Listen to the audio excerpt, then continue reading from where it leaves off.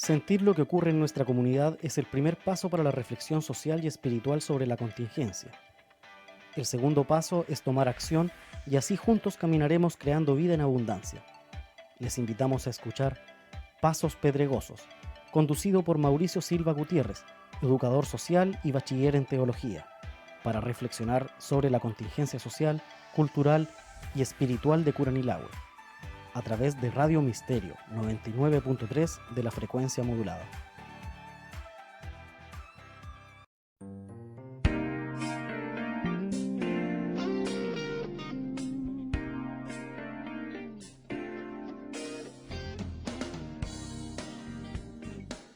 La misericordia y la verdad se encontraron, la justicia y la paz se besaron. De la gente de la tierra brotará la verdad, desde el cielo Dios les mostrará la justicia. El Señor nos dará mucho bien, llenará la tierra de buenos frutos, la justicia irá delante de Dios preparándole el camino. Con la lectura del Salmo 85, versículos 10 al 13, damos inicio al programa del día de hoy, Pasos Pedregosos, un espacio para la reflexión de la contingencia social, cultural y espiritual de Curanilahue. Mañana 11 de septiembre se conmemora 47 años del golpe de Estado que dio origen a 17 años de dictadura en Chile. Digo dictadura con todas sus letras y sin eufemismo. Un golpe de Estado liderado por Augusto Pinochet, quien derrocó el gobierno de Salvador Allende e impuso una dictadura militar durante 17 años en nuestro país. Tal vez no es una fecha muy grata de recordar, para nada, por todo lo que este proceso oscuro de la historia de nuestro país significó. Recordemos algunos datos muy generales de la historia. Allende había ganado las elecciones en 1970 con una coalición de partidos de izquierdas que promovían un sistema político y económico que combinaba las ideas socialistas y comunistas. El nuevo gobierno promovió la nacionalización de empresas privadas que gestionaban servicios básicos como el agua o la luz, por ejemplo. Sin embargo, una parte importante de la sociedad no veía con buenos ojos las políticas socialistas de Allende como los empresarios. Tal vez me equivoco al decir una parte importante, sino más bien una minúscula parte de la sociedad que corresponde principalmente a los empresarios, a las clases adineradas y a los militares. Consideraban que su influencia comunista era un peligro para la sociedad. En aquella época, el gobierno de Estados Unidos competía con la Unión Soviética para imponer su sistema político. Por eso, la Agencia Central de Inteligencia, CIA de Estados Unidos, financió un golpe de Estado contra Allende como muchos otros golpes de Estado en Latinoamérica. Ahora, es importante decir que esta lucha entre Estados Unidos y la Unión Soviética también influye en las corrientes cristianas, principalmente protestantes, en Latinoamérica y en el mundo. Sin duda que también las corrientes cristianas al interior de la Iglesia Católica también fueron influenciadas.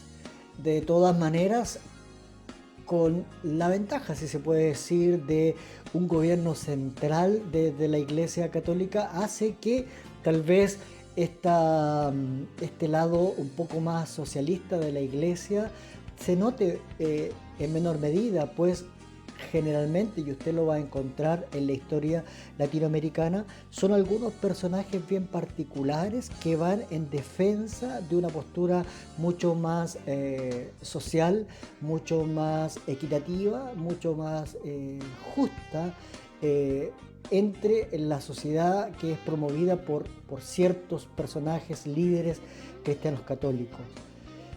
En cambio, por el lado protestante se nota mucho más la diferencia, puesto que las iglesias evangélicas protestantes van uniéndose por denominaciones muy independientes unas de otras, y por lo tanto con políticas, con miradas teológicas, con espiritualidades vividas desde su individualidad como corporaciones. Eso hace una diferencia importante entre la Iglesia católica y la Iglesia protestante de las corrientes cristianas que conocemos. Ahora bien, desde las iglesias evangélicas también debemos decir, iglesias evangélicas y protestantes, debemos decir que hubo una postura bien definida, aunque muchos piensan, hacernos creer de que el cristianismo, los evangélicos, los protestantes no toman posturas políticas, sino más bien vamos a conocer algunos elementos políticos que vamos a comentar en esta ocasión. Sigamos entonces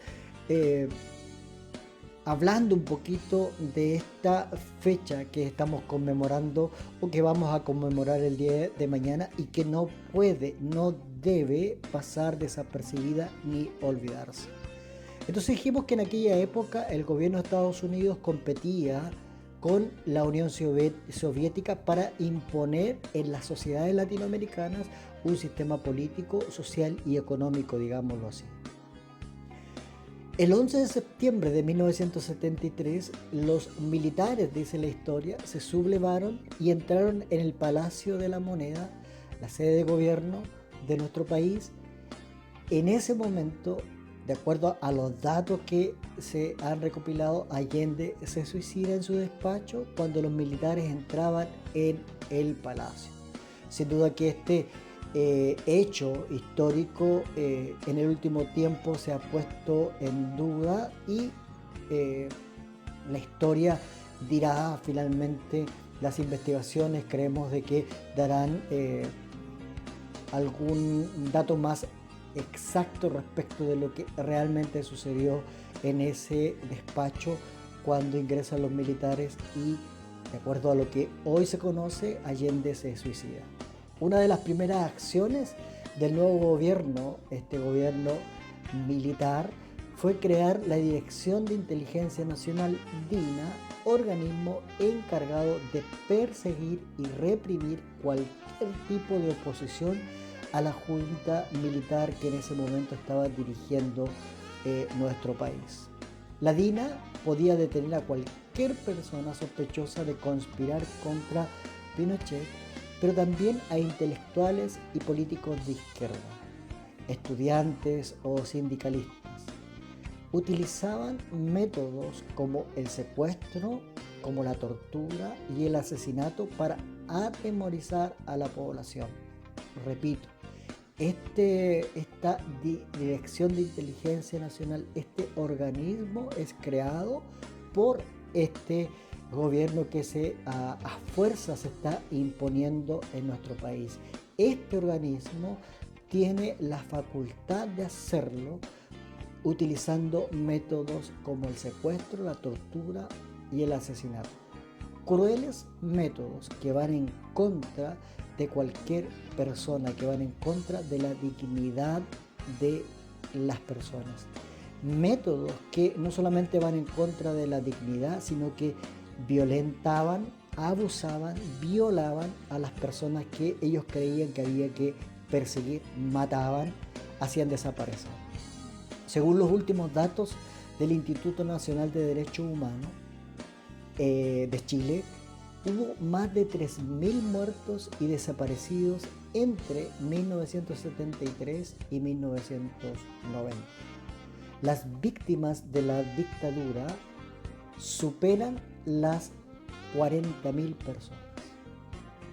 Durante algunos hechos importantes que hay que mencionar, durante la dictadura quedaron prohibidos los partidos políticos y sindicatos de trabajadores. Todo tipo de organización que pareciese sospechosa estaba prohibida, pero prohibida porque cuando las personas se organizan, cuando el pueblo se organiza, para los poderosos siempre va a ser peligroso que sea así.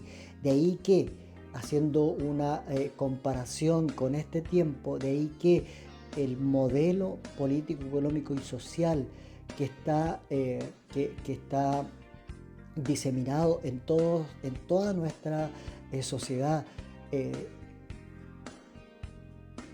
propende a que las personas cada vez sean más individualistas, porque de manera individual es mucho más fácil el control de las personas. Pinochet adoptó un modelo económico neoliberal similar al sistema de Estados Unidos, que permitió a grandes empresas enriquecerse a costa de privatizar servicios básicos. Por lo mismo, la desigualdad social provocada por este modelo persiste y es el principal motivo de todas las protestas que se han dado en el último tiempo en nuestro país.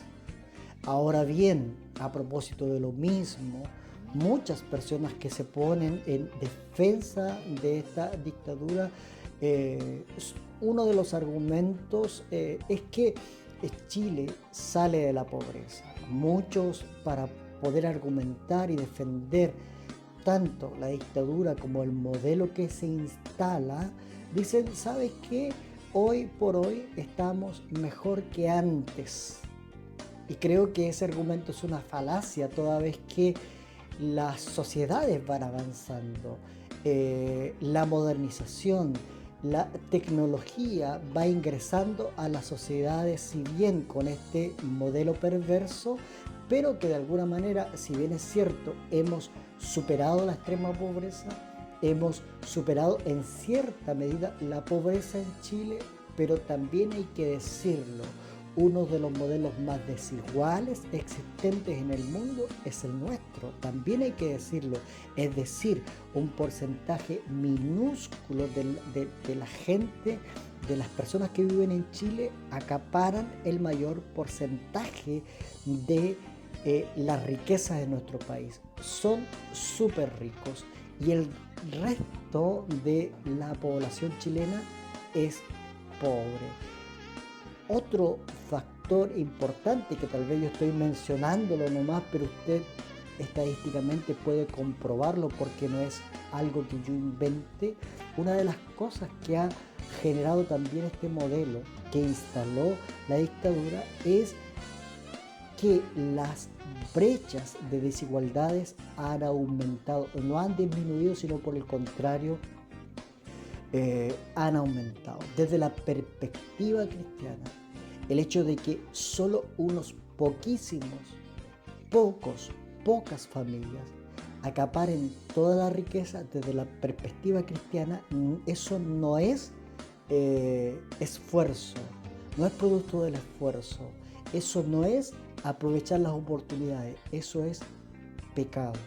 Porque toda vez que hay unos pocos que acumulan riquezas, es a costas de sueldos miserables, es a costas de condiciones paupérrimas de trabajadores, es a costa del desangrado de muchos y muchas personas que tienen que entregar su vida para enriquecer a otros. Eso, no podemos decirlo de otra manera, es pecado. Muchos y muchas personas, principalmente del mundo cristiano, hoy no desean tomar postura respecto a este tema, creyendo que se mantienen neutrales. En consecuencia, diría yo que la neutralidad no existe. Siempre vamos a estar inclinados a una u otra postura. Esto influenciado por toda nuestra carga de valores, por todas las creencias que tenemos, por toda la formación que hemos recibido, incluso una sumatoria de perjuicios que llevamos también a costa nuestra. Siempre, siempre vamos a estar inclinados en una postura o en otra. No vamos a ser neutrales. Desmond Tutu planteaba lo siguiente: si eres neutral en situaciones de injusticia, has elegido el lado del opresor. Voy a repetir la frase. Si eres neutral en situaciones de injusticia, has elegido el lado del opresor. Yo agregaría un elemento ahí: si crees que eres neutral en situaciones de injusticia.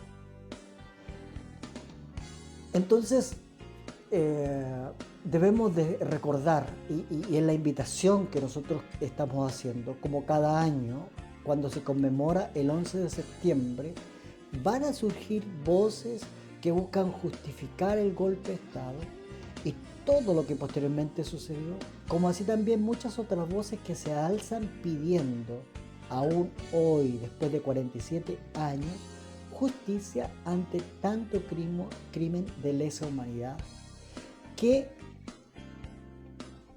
se sucedieron, que siguieron a este siniestro evento del 11 de septiembre.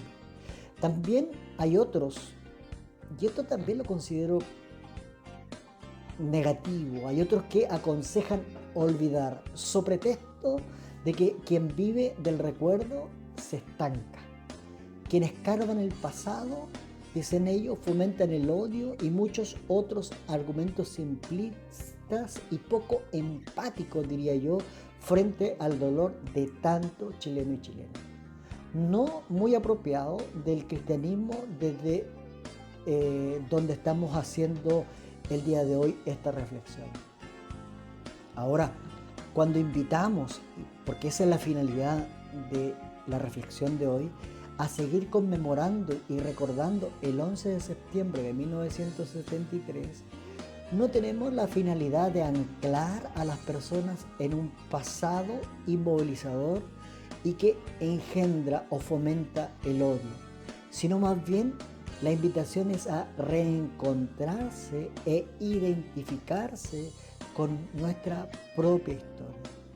Es una invitación a empatizar y sensibilizar con quienes vivieron en carne propia cada uno de los hechos inhumanos a los que fueron sometidos.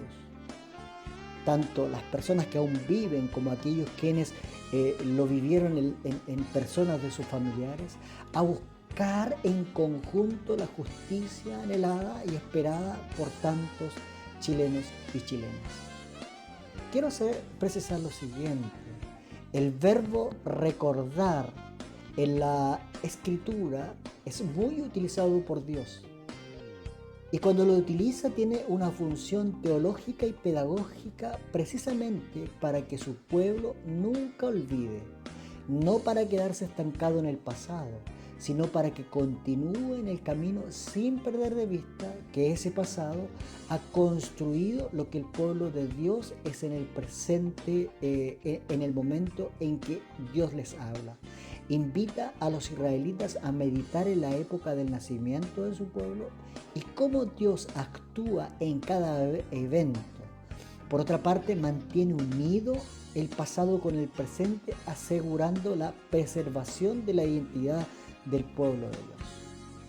Constantemente, y hay un montón de versículos en el Pentateuco, Dios le está diciendo: recuerda lo que hizo Dios a Faraón, recuerda cómo Dios los sacó de la esclavitud de Egipto, recuerda cómo caminaron por el desierto y Dios los mantuvo, cómo Dios los acompañó en el proceso de conquista. Recuerda.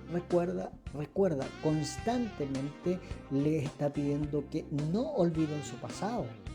Por otra parte, el recuerdo es una herramienta de reclamo por las promesas e intervención de Dios en medio de una realidad de opresión. Es decir, no solamente Dios lo utiliza, sino el pueblo también de alguna manera quiere recordarle a Dios su compromiso con ellos. Y en medio de la injusticia y de la opresión les dice: Señor, ¿dónde está la justicia que prometiste? ¿Dónde está la paz que proclaman los tuyos?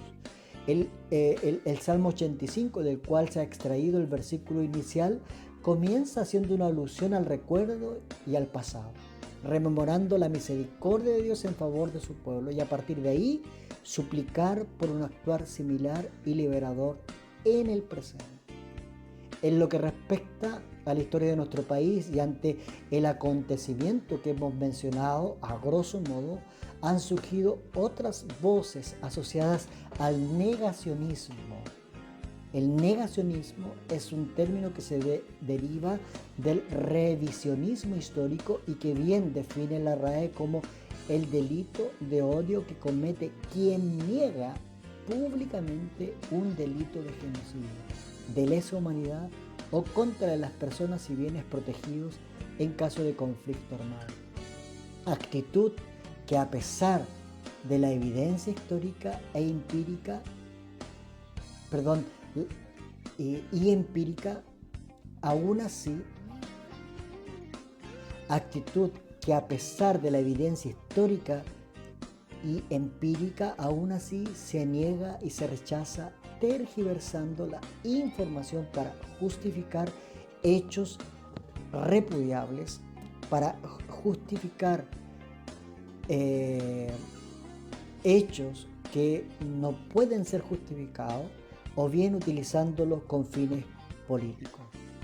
Frente a todo esto, la fecha que rememoramos cada año no debe pasar desapercibida, sino que debe ser una instancia que traiga al presente no solo el recuerdo, sino también la necesidad de que la justicia, aunque tarde, se haga visible por la memoria de quienes murieron a manos del Estado opresor y por aquellas familias que albergan la esperanza de saber, por lo menos saber, el paradero de sus padres, madres, esposos, hijos e hijas que fueron detenidos y desaparecidos con el estigma de ser terroristas, traidores de la patria, enemigos de su país y una amenaza para la convivencia nacional.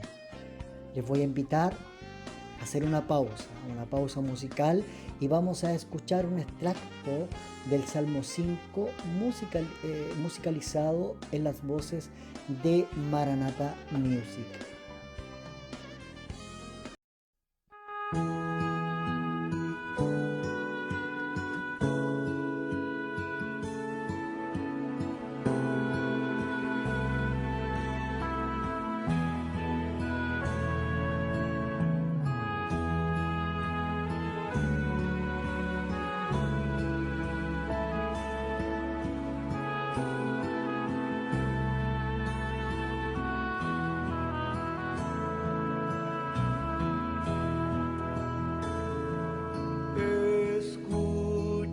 Señor, mi oración, considera mi pensamiento, atiende a la voz de mi clamor, mi Rey y mi Dios, porque a ti oraré, oirás mi voz de mañana, oh Dios de mañana, me presentaré ante ti, esperaré.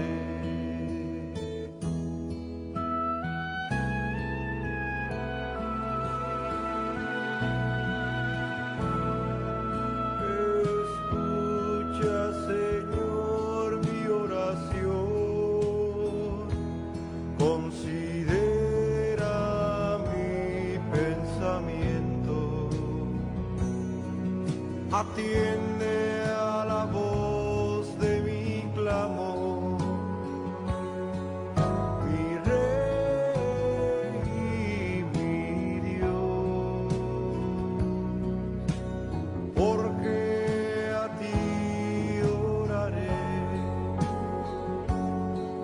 oirás mi voz de mañana,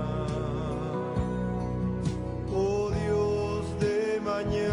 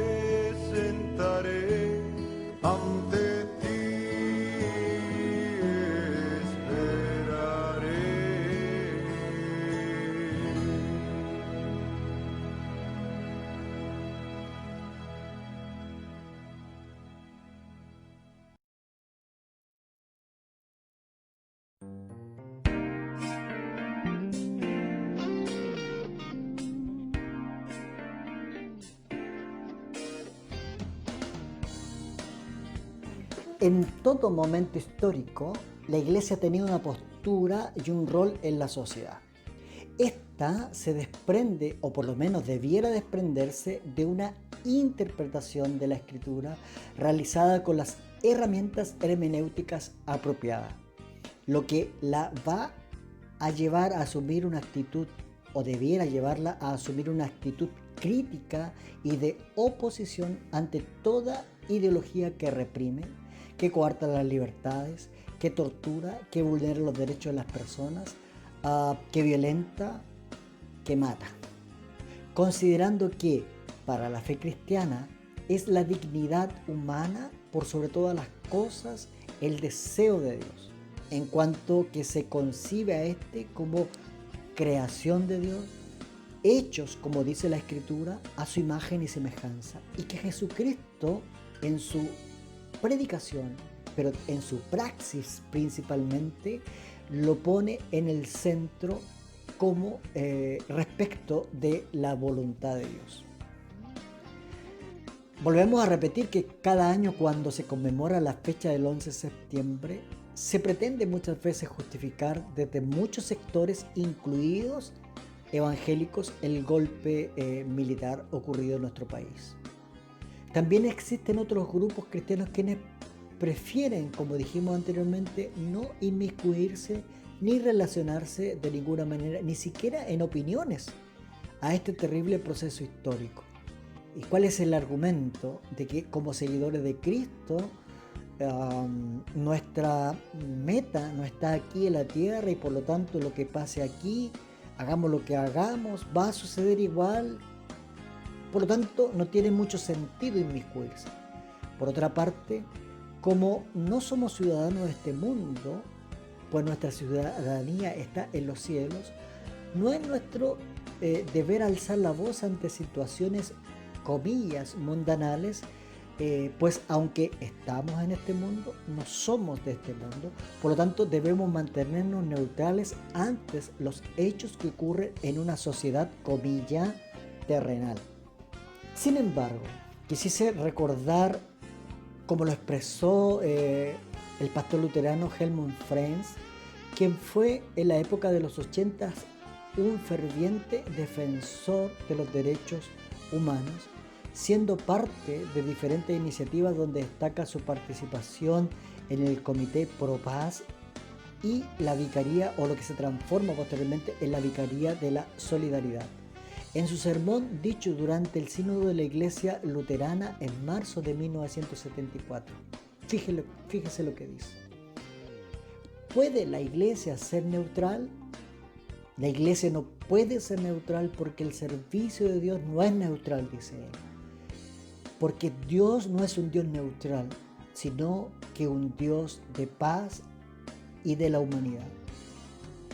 Allí donde se trata de la humanidad del ser humano, la Iglesia no puede ser de ninguna manera neutral, dice él. Con esto no quiero decir que debamos tomar partido en el sentido de un partido o una ideología cristiana determinada. Tratándose de política partidista, la Iglesia debe ser de todas maneras neutral, dice él. Pero el cristianismo no puede ser apolítico, porque el cristianismo es responsable por la paz del mundo. Una iglesia políticamente neutral e indiferente es irresponsable, es sorda y no tiene oído de discípulo. Como se ha indicado anteriormente, la iglesia toma posición ante los hechos que ocurren en nuestra historia, la que se desprende de la interpretación de cuál es la voluntad de Dios para sus seguidores, y esa postura queda registrada de manera concreta y no subjetivamente en nuestra historia. Esto nos hace recordar dos episodios concretos que hablan de la relación del régimen de Augusto Pinochet y la Iglesia Evangélica de Chile. El primero de ellos ocurrió el 13 de diciembre de 1974 en un acto de apoyo conocido como el Portalazo. Hay registro de ello, hay periódicos, hay muchos documentos que acreditan eso. Luego de que la Catedral Evangélica fuera inaugurada el mismo año, con la presencia de Pinochet en la JBH, la Iglesia experimentó un reconocimiento social creciente, hecho que muchos responsabilizaban como resultado del apoyo por parte de este grupo evangélico a la dictadura.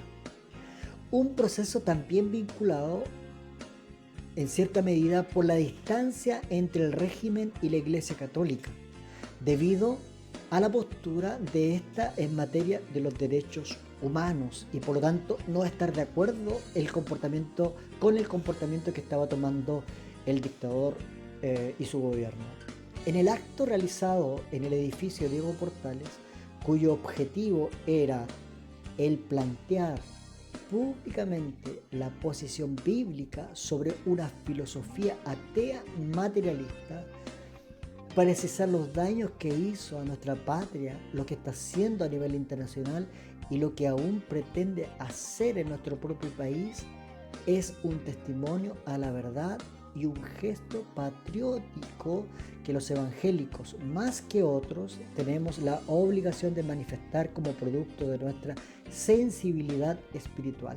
Eso era el planteamiento o cómo se planteaban algunos evangélicos quienes apoyaban públicamente y a través de un documento que se pueden encontrar en algunos archivos. Hay varios historiadores que también han hablado y escrito de eso, como el historiador Pedro Puentes, y como también lo plantea Humberto Lagos, conocido sociólogo, investigador y que también ha tenido participación activa en algunos gobiernos como referente también del evangelio protestante, o el cristianismo protestante. Entonces, ese fue el objetivo que tenía esta manifestación. Este pronunciamiento busca refutar, de acuerdo a su forma de pensar, busca refutar al marxismo como filosofía pagana que daña la patria, decían ellos, y que quiso penetrar en las iglesias evangélicas de una manera sutil. Por tanto, este apoyo al gobierno significa un deber como ciudadano y de reconocer a las autoridades que por Dios han sido instituidas.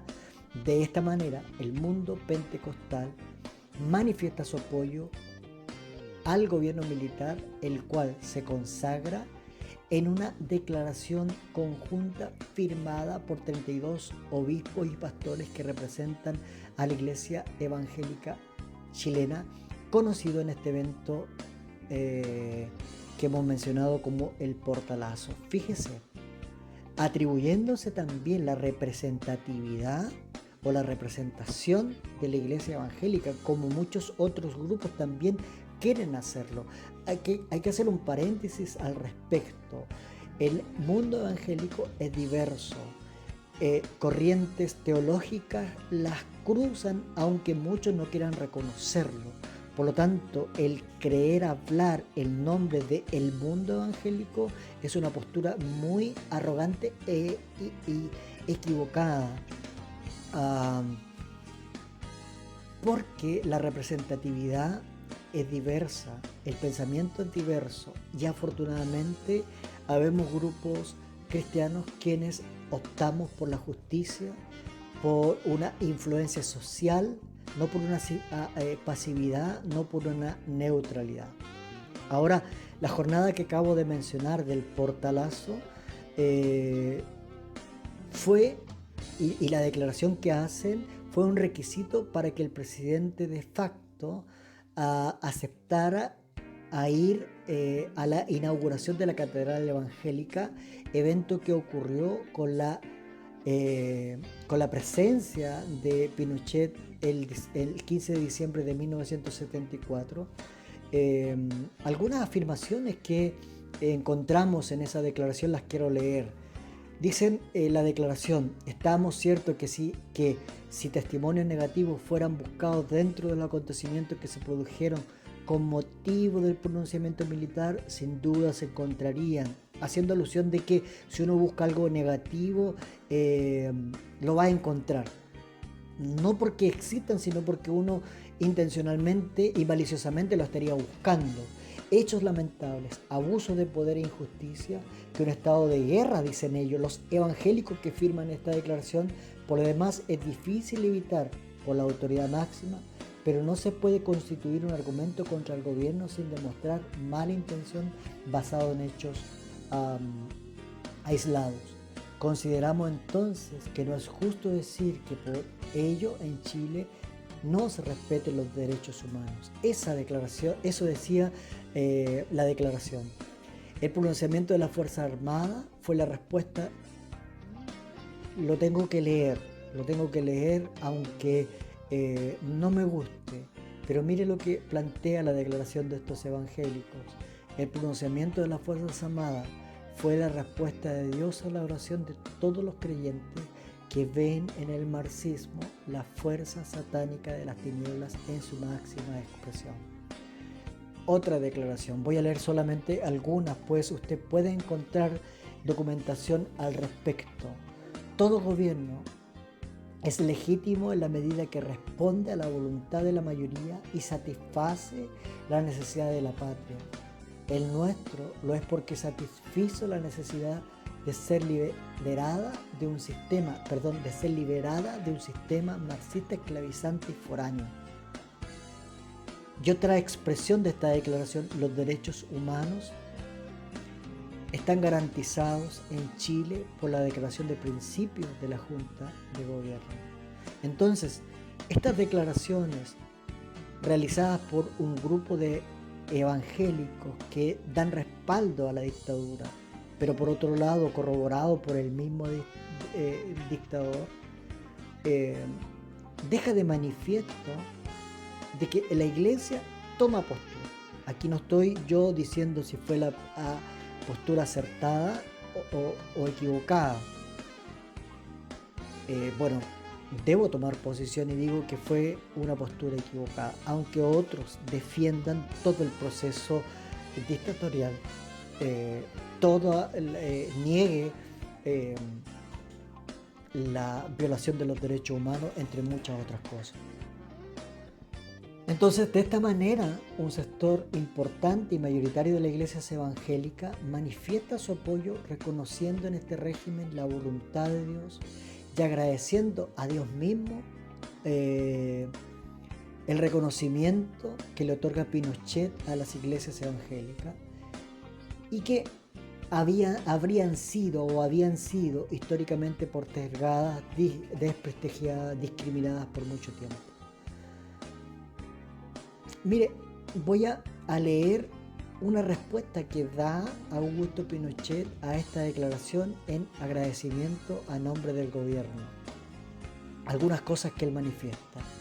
La respuesta a esas mentiras está aquí con la presencia de ustedes, pastores de almas, le dice él, que reconocen los dolores del ser humano y la verdad que impresa en sus corazones.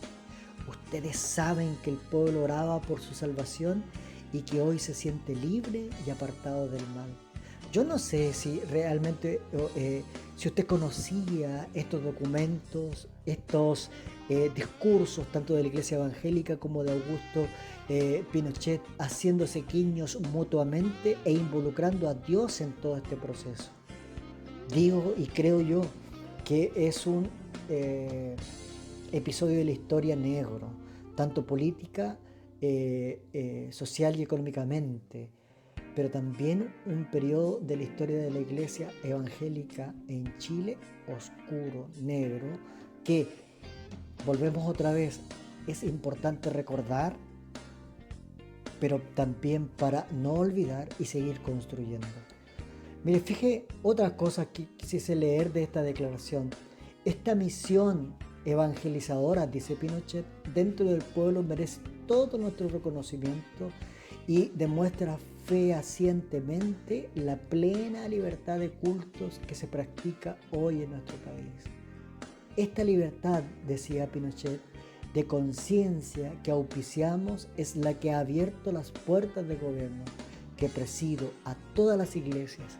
Cada una de ellas y todas en sus conjuntos nos merecen igual respeto porque tienen una misión de fe y caridad indispensable para el ser humano. Chile, decía él, respeta y respetará siempre las creencias de todos y cada uno de sus hijos.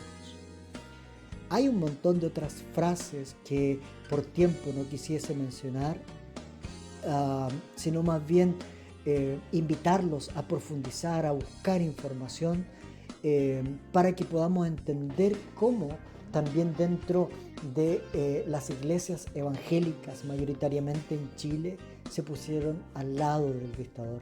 Decía él, cada una de las palabras tiene como fin legitimar su gobierno. Cada vez que hablaba y se acercaba a las iglesias evangélicas, lo hacía para garantizar moralmente los sucesos que habían acontecido, ya que el gobierno militar sería una respuesta de Dios a las oraciones y por ende su origen es divino, por tanto incuestionable.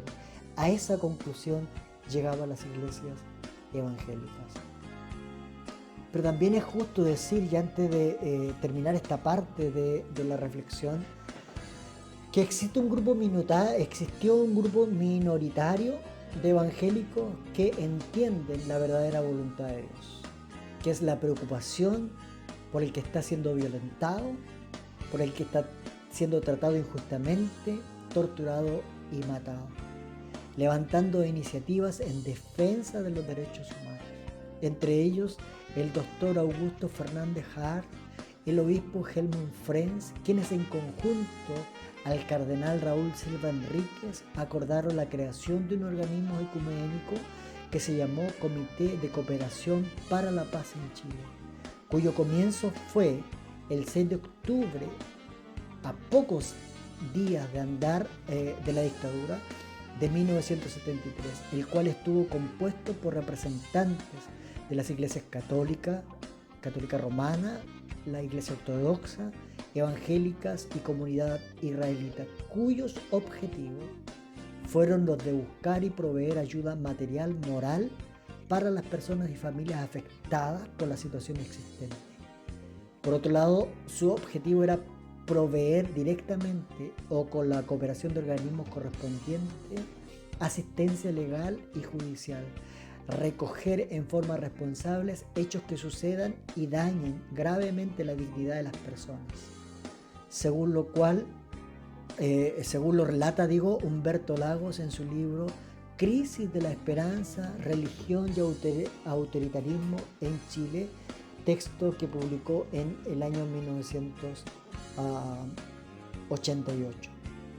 Aquí hay un dato importante, un evento importante. Esta organización ecuménica, ¿y por qué quiero resaltarlo? Porque también hoy por hoy se sataniza cada una de estas acciones de parte de algunos grupos cristianos evangélicos. En consecuencia, que lo que buscaba esta unidad es el bien de los seres humanos, y ahí no debemos nuevamente perdernos. Toda vez que hay una preocupación por la vida del ser humano, es un acto sumamente cristiano y acorde con la palabra del Señor. Y quisiese decir, cerrando ya este bloque, que es el mismo Helmut Frenz, quien describe el comité como una comunidad de mujeres y hombres que no podían actuar de otra manera, ya que fueron movidos por un espíritu que fue creciendo poco a poco y que traspasó las fronteras del país. El cardenal puso una oficina a su disposición y Fernando Salas, un joven jesuita, fue instalado como secretario. Además, también trabajaba Fernando Aristía, obispo auxiliar del cardenal.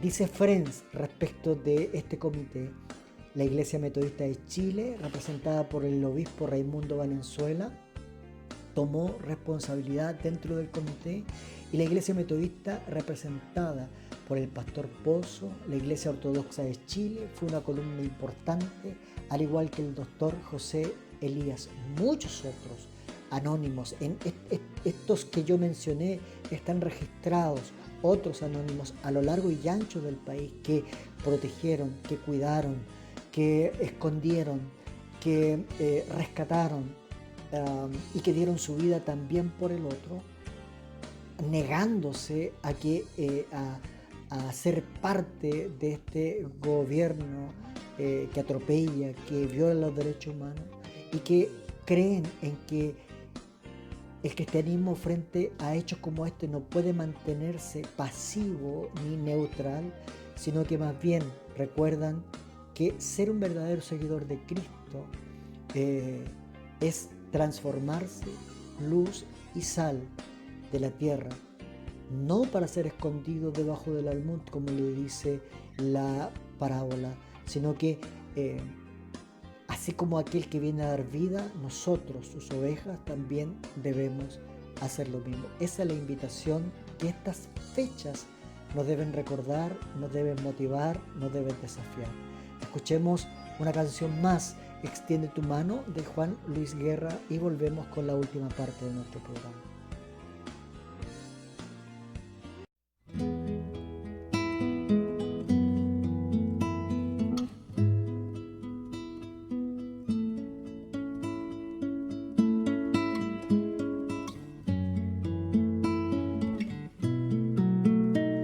Extiende tu mano, Señor,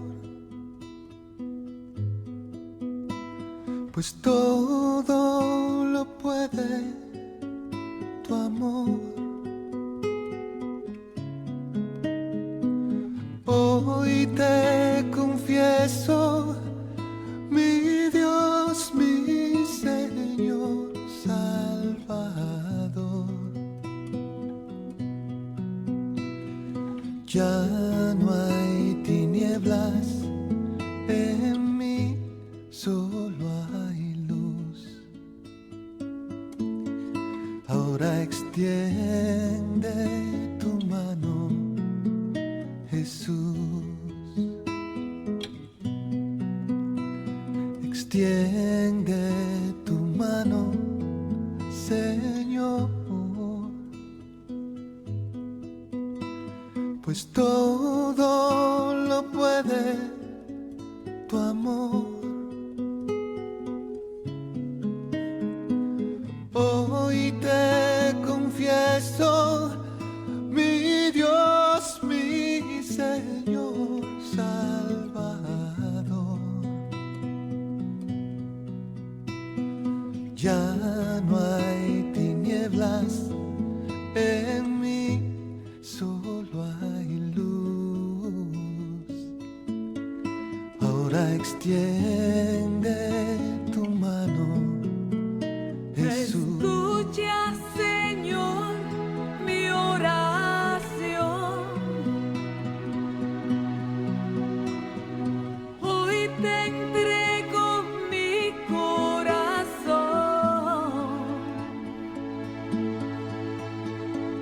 Borra mis faltas, Dios Salvador. Hoy te confieso, Señor. Escucha, Señor, mi oración. Hoy te entrego mi corazón. Borra mis faltas, Dios Salvador. Hoy te confieso,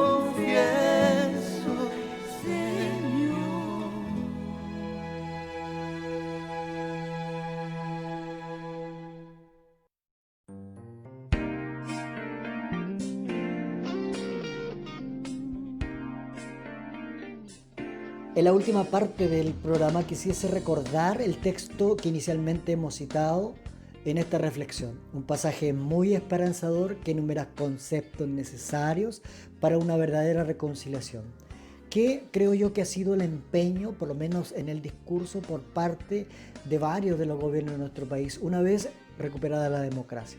Ya sea mediante llamados públicos, ya sea a través de decretos de leyes, de creación de comisiones, de organismos, etc.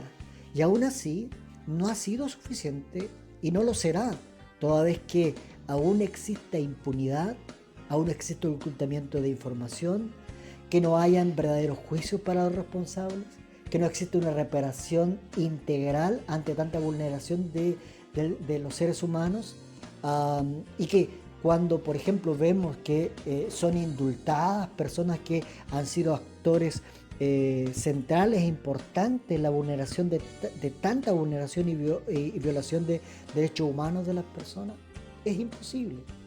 El texto dice: la misericordia y la verdad se encontraron, la justicia y la paz se besaron. Es lo que manifiesta este pasaje bíblico que hemos propuesto para esta reflexión. El que, volvemos a repetir, por si lo quiere buscar, se encuentra en el capítulo 85 de los Salmos.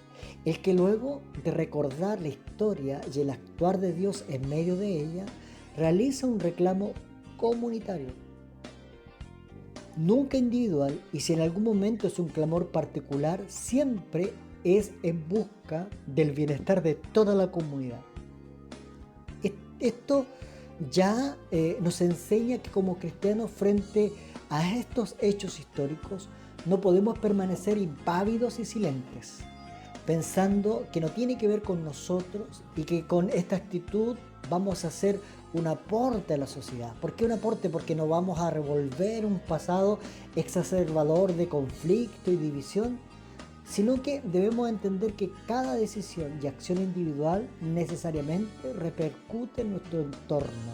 Por lo tanto, lo que hagamos o dejemos de hacer influirá positivamente o negativamente en la reconciliación de nuestro país. Nunca olvidando, como lo plantea el apóstol Pablo, que así como Cristo nos reconcilia, a cada uno de nosotros de manera individual con Dios, nos delega el ministerio o servicio de la reconciliación. Lo plantea Pablo en 2 Corintios capítulo 5, verso 11 al 20. Nuestra responsabilidad del servicio o ministerio de la reconciliación. Ya hemos dicho que cada uno de los conceptos que aparecen en el Salmo citado tienen relevancia personal, pero a la vez corporativa o comunitaria. La misericordia y la verdad se encuentran elementos fundamentales para la aplicación de la justicia, que a diferencia de la realidad del salmista, parece que en este proceso histórico no se encuentran y ni siquiera caminan por caminos separados, muy por el contrario, se levantan consignas engañosas y tergiversadoras para que cada día se alejen y desaparezcan. El deber cristiano es propender a que tanto la misericordia y la verdad se encuentren. No en vano el Sermón del Monte expresa, como lo hemos dicho en otras ocasiones, bienaventurados los misericordiosos. O como dice el proverbista, la misericordia y la verdad nunca se apartarán de ti, o nunca se aparten de ti. Átalas a tu cuello, escríbelas en la tabla de tu corazón, por lo que ambos conceptos deben ser bandera de lucha constante para quien profesa la fe de Jesús y no descansar hasta que la misericordia y la verdad se abracen y lo veamos en la sociedad. Otra dupla fundamental para la reconciliación que nos plantea el Salmo es la justicia y la paz. Ambos conceptos que también aparecen en el Sermón del Monte, y diría yo que es el marco mínimo de referencia para cualquier que profesa la fe cristiana. Bienaventurados los que tienen hambre y sed de justicia, porque ellos serán saciados. Y agrega aún más diciendo que si tu justicia no supera la de los escribas y fariseos, no entrarán en el reino de los cielos. Es decir, mucho más allá de lo política y religiosamente correcto en palabras y acciones, debemos nosotros transformarnos en hacedores, en buscadores de la paz, de la justicia, de la reconciliación. Como lo plantea Jesús, se lo enrostra a estos personajes que hemos mencionado, que se conforman con mantener una imagen moralmente intachable, pero sin ninguna intención, sin ningún interés por lo que le sucedía a sus hermanos, no entendiendo lo que la ley y los profetas constantemente le reclamaban. Ya te he dicho, hombre o mujer, lo que es bueno y lo que exige el Señor de ti, tan solo practiques la misericordia, la justicia, que quieras con ternura y te portes o comportes humildemente con tu Dios. El segundo concepto de esta dupla es la paz, mencionado tal como los otros en las bienaventuranzas. Bienaventurados los que procuran la paz, pues ellos serán llamados hijos de Dios. La paz, Shalom, como lo mencionábamos en el capítulo anterior de nuestro programa, que no se trata solo de la ausencia de guerra, sino de un estado permanente de bienestar que incluye el amor, la verdad y fidelidad, la justicia, la prosperidad y la presencia de Dios es lo que cierra este círculo del concepto necesarios para la manipulada, maltratada, pero tan anhelada reconciliación de nuestro país, es decir, misericordia, verdad, justicia y paz. Recordar entonces no debe ser una instancia ni una herramienta que busque el odio y la división. Recordar debe ser para nosotros hoy reforzar nuestra identidad y nuestra historia. Debe ayudarnos a no olvidar, porque el olvido no sana ni cura, sino por el contrario, genera o profundiza heridas, refuerza el odio y la amargura. Recordar debe mantener viva la esperanza, la justicia para tantos chilenos y chilenas que han sido violentados sin causa ni razón, tan solo por su forma de pensar y de actuar.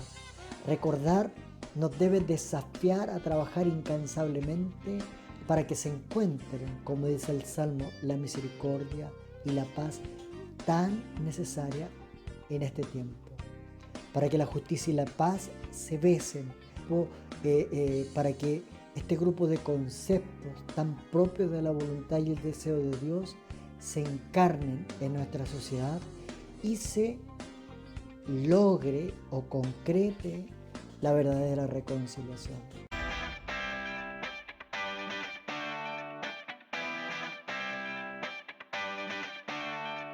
Esto ha sido Pasos Pedregosos, un espacio de reflexión sobre la contingencia social, cultural y espiritual de Curanilahue, conducido por Mauricio Silva Gutiérrez.